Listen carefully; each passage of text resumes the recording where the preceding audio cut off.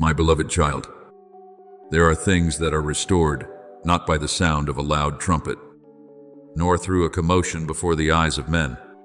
There are covenants awakened by a sigh in the night, by a call that seems faint, by a tear falling where no one is there to witness it.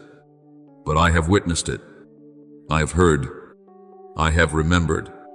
When the heart of someone who has grown weary from waiting still has enough strength to call your name in the darkness, do not regard it as an ordinary sound. In the spiritual realm, there are cries that do not vanish into emptiness. They go straight to the place where I have appointed the things promised long ago. As it is written, before they call, I will answer while they are still speaking. I will hear, Isaiah 65:24. My child, what you thought had been buried beneath the ashes of time has never truly been forgotten by me. I want you to understand that your name is not merely a sound people use to call you. In my hand, your name carries a mark, a recognition, a part of a plan that fleshly eyes cannot yet fully perceive. There are seasons you pass through when you think you are only living an ordinary life, only enduring, only trying to take one more step through another day. But while you are unaware, I am still preserving the things that belong to you. There are inheritances that are not found in visible possessions, but in promises, in calling, in the flow of grace that I have placed upon your life. When I spoke through the prophet Jeremiah, saying, before I formed you in the womb, I knew you. Jeremiah 1:5. It was not only a word for someone in ancient days, but also a truth for you to know that your existence has never been an accident. There is a covenant that may seem to have been silent for far too long, but silence does not mean death. A seed beneath the soil is also silent. Yet, when its season comes, it will break open and rise. The promise I have placed in the spiritual realm is the same. There have been hands that tried to conceal it. There have been events that covered it with dust. There have been betrayals that made people think every good thing had come to an end. But my beloved child, no power can erase what I have spoken. Men may delay, hinder, and disturb the path for a time, but no one can destroy my purpose. For the Lord of hosts has sworn, saying, surely, as I have thought, so it shall come to pass, and as I have purposed, so it shall stand. Isaiah 14:24. Therefore, do not fear when everything around you still seems unclear. What belongs to me always knows how to return at the appointed time. Do you remember the story of Moses, when he was still a fragile infant, placed in a basket upon the river? Human eyes may have seen only an abandoned child, but inside that small basket, I was preserving the one who would lead my people out of bondage. The waters could have swept him away. Kings could issue commands to kill. Fear could cover an entire nation. Yet my hand was still silently directing every detail. I brought that child into the very palace of the one who wanted to destroy him, so that he would be raised, prepared, and protected until the day the holy calling resounded from the bush that burned, yet was not consumed. My child, this also teaches you that my protection is sometimes hidden within circumstances you do not understand. There are times when you think you are drifting in uncertain waters, but in truth, I am bringing you closer to the door of your destiny. Therefore, when a cry from a place of pain mentions your name, when a buried memory is suddenly stirred, when signs that once seemed scattered begin to connect with one another, do not be troubled. I do not bring these things back to make you afraid, but to let you recognize that the season of restoration is drawing near. There are truths that must be brought into the light, not to condemn you, but to set you free. There are hidden things that must be opened, not to shatter your heart, but so that you may receive back the portion that deception once tried to take from you. Jesus said, "You shall know the truth, and the truth shall make you free." John 8:32. My truth does not come like a cruel blade. My truth comes like the dawn, driving away the darkness that has lingered too long in the chamber of the soul. My beloved child, in the spiritual realm, there are things sealed until the appointed time, not because I desire to hide blessing from you, but because I desire to prepare you to be steady enough to receive it. A great gift placed into hands that are not ready can become a burden. A high calling entrusted to an unhealed heart can make you weary. Therefore, before I open the door, I often repair the foundation within you. Before I restore what was lost, I teach you to discern what truly belongs to me. Before I lead you into a new season, I cleanse away old fears, old doubts, and old wounds that once made you afraid to believe in goodness again. Like a silversmith sitting beside the fire to refine precious metal, I also patiently purify you, not to destroy you, but so that the beauty I have placed within you may appear more pure and radiant. Listen to me with peace. What is moving around your life is not meaningless chaos. It is divine arrangement. It is the drawing together of links in a chain. It is the return of pieces once lost, finding their proper place again. You may not yet see the whole picture, but I see it. You may only hear a faint call from afar, but I know the origin of that call. You may only see a small door slightly opened, but I know that behind it lies an entire journey already prepared. Do not be quick to judge what I am doing with your limited understanding, for my thoughts are not your thoughts. Neither are your ways my ways. Isaiah 55:8. When I lead you, I am not looking only at today. I see generations, promises, and lives that will be touched through your obedience. I also want you to know that the one who once loved your life, the one who sacrificed in silence, the one who carried a secret within the heart because they wanted you to live, has not been forgotten by me. Not one act of love is lost before my eyes. Not one tear falls without me counting it. Not one quiet sacrifice is regarded lightly by heaven. There are people on earth who are never honored, but in my book, their names are written in light.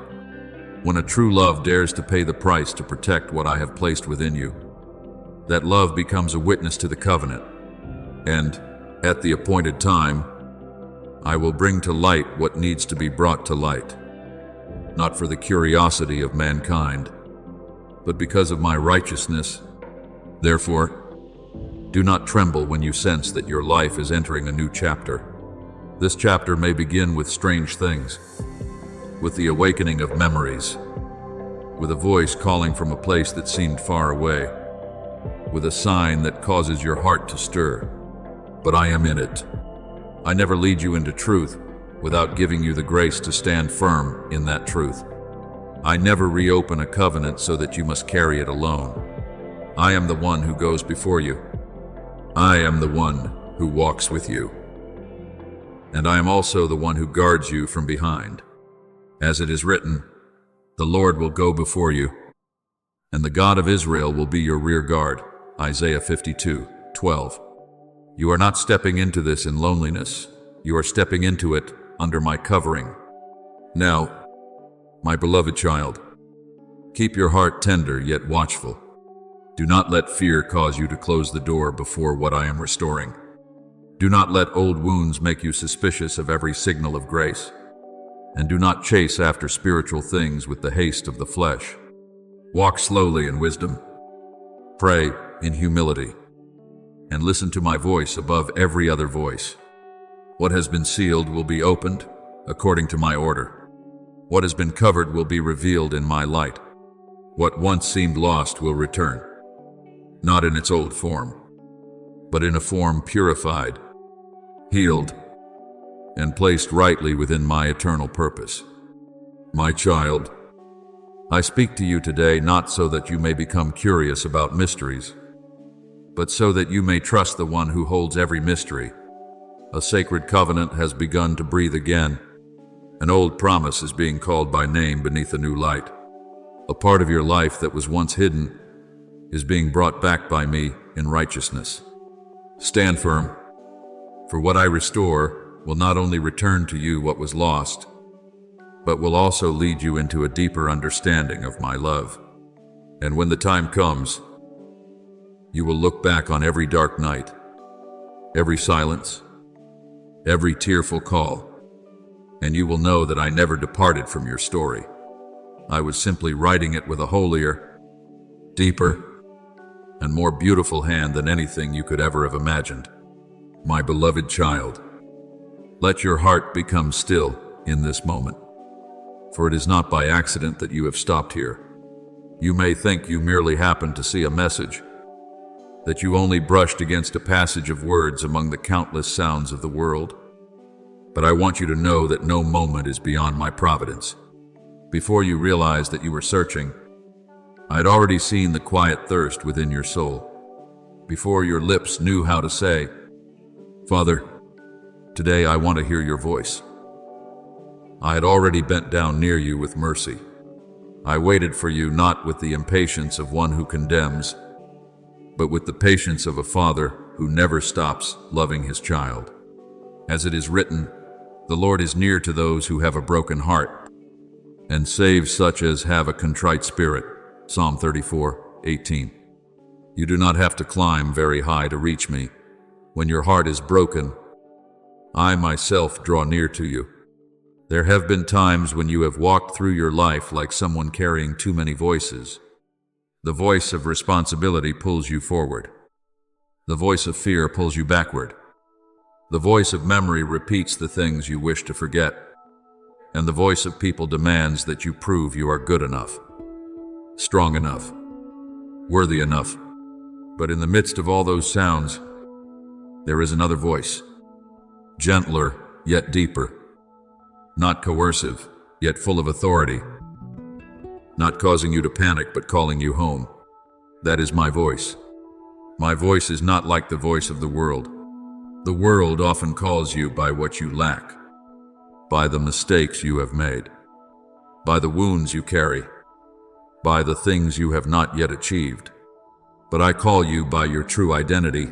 You are loved, known, sought after, and held within my everlasting kindness. My child, I have seen the nights you told no one about. I know the times you smiled outwardly while inwardly you were so tired that you only wanted to give up. I heard the sighs you thought simply disappeared into the darkness. I counted the tears you quickly wiped away before anyone else could see them. None of your pain is considered small before me. No crack within your heart causes me to turn my face away. I do not love you because you are always strong. I love you even in the moments when you are at your weakest. I do not wait for you to perfect yourself before I draw near. I draw near so that my love may heal the places you cannot heal on your own. He heals the brokenhearted and binds up their wounds. Psalm 147:3. Therefore, do not hide the broken parts of yourself from me any longer. For the very place you thought was shameful is the place where I desire to place my healing hand. I know that you have wondered whether I still hear you. Perhaps you have prayed many times and have not yet seen an answer. Perhaps you once hoped, then became disappointed, and told yourself that it would be better not to expect too much. But, my beloved child, the silence you feel does not mean that I am absent. There are seasons when I do not answer in the way you desire. Yet, I am still working in depths your eyes have not yet seen. The seed beneath the soil makes no sound, but it is still breaking open. The dawn does not come because the night understands it, but because I have appointed the time for the light. As Jesus said, "My sheep hear my voice, and I know them, and they follow me." John 10:27. You belong to me, so your soul still has the ability to recognize my voice, even though for a long time it has been drowned out by other noises. Remember the boy Samuel in the temple. When I called his name in the night, At first, he did not recognize that it was my voice. He ran to Eli because he thought his teacher was calling him. But I patiently called again, not only once. And when Samuel learned to say, "Speak, for your servant is listening," 1 Samuel 3:10, a life was opened in holy listening. Do you see? I did not rebuke Samuel because he could not immediately distinguish my voice. I continued calling until his heart was ready to respond. It is the same with you. I do not despise your awkward first steps. I am not angry with you because there have been times when you were confused, slow to understand, or afraid. I simply invite you to become still, to incline your heart toward me, and to learn to recognize the sound of your Father in the long night. My beloved child, my voice does not always come like thunder. Sometimes I speak through a verse of Scripture that suddenly becomes bright within your heart. Sometimes I speak through a deep peace after you have prayed. Sometimes I remind you through a gentle conviction, drawing you away from a path that could wound your soul. Sometimes I comfort you through a person, a memory, a song, a quiet moment you cannot explain. But remember this, my voice always leads you back to truth, humility, purity, and love. My voice does not drive you into despair. My voice does not force you to live in fear. My voice may correct you, but it does not destroy you. It may expose what needs to change, but always for the purpose of healing and restoration. Your word is a lamp to my feet and a light to my path. Psalm 119, 105. When you place your heart under the light of my word, you will become less lost among false voices. I am reaching my arms toward you, not to add another burden, but to lift from you the things you have carried for far too long. I do not draw near to you as a cold judge waiting to pronounce a sentence, but as the father who runs out to welcome the returning child. Do you remember the story of the prodigal son? When he returned in shame, the father did not make him stand outside the gate and recount every failure. The father ran to him, embraced him, kissed him, clothed him with a new robe, placed a ring on his hand, and opened a feast of celebration. That is the image of my heart toward you. I do not deny the wandering, but I place mercy higher than shame. I do not call you home to humiliate you, but to restore your place as a child in the Father's house. Therefore, when you say, "Father, today I want to hear your voice," say it with your whole heart, not as a slogan, but as a door opening within your soul. Let those words become a gentle surrender. You do not only want to hear what you like, but what I know is good for you. Sometimes I will comfort you.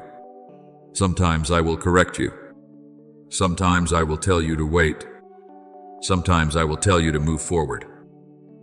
And sometimes I will tell you to release something you thought you could not live without. But in everything I speak, my love does not change. I have loved you with an everlasting love, therefore I have drawn you with loving kindness. Jeremiah 31:3.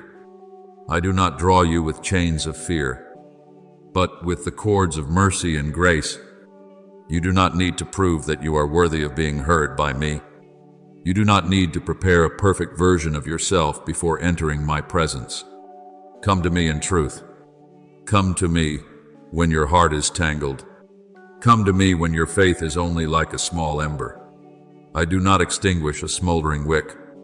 I do not break a bruised reed.